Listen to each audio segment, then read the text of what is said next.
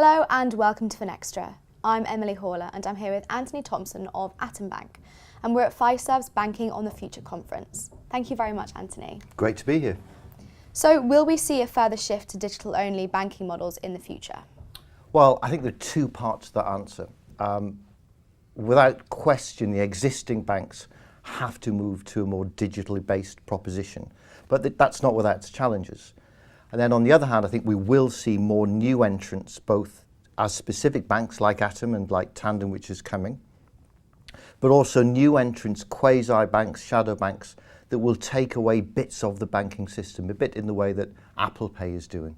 Will new business models represent value to the customer? Well, one would hope so, because one of the great attractions of digital is that it allows the banks to drive down the cost, and hopefully that cost reduction will be reflected in better value products for customers.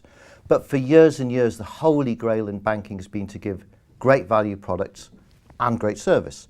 But service normally costs. In a traditional banking model, you have to have branches, they've got to be open long hours, it's very expensive, so you can't give great service and have very good value products. But today, with digital, what we know from the research, all the data tell us, is that those customers who self-serve have the highest satisfaction levels, so that works well for digital, and you can give them great value products. So for the first time ever, digital can provide both great value products and fantastic service.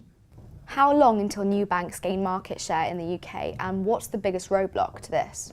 Well, I'm not sure market share should be the key driver. When we launched Metro Bank back in 2010 with one branch, we actually changed the behaviours of the big banks in the way that we offered service and we didn't reward people for selling anything.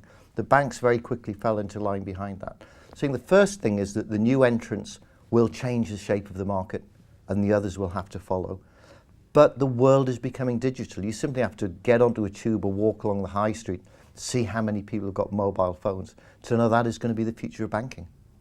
And the term Uber of banking has been applied to Atom. Do you think this is an accurate parallel?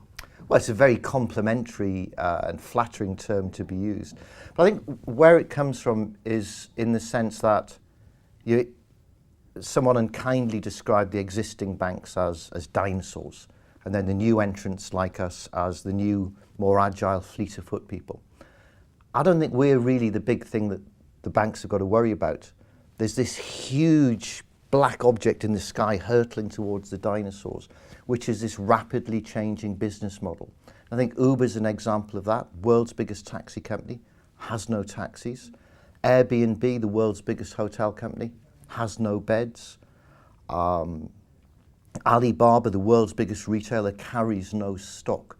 So it's great to be referred to as the Uber of banking if that means we are at the vanguard of the changing model. Anthony, thank you very much. My pleasure. And thank you for watching.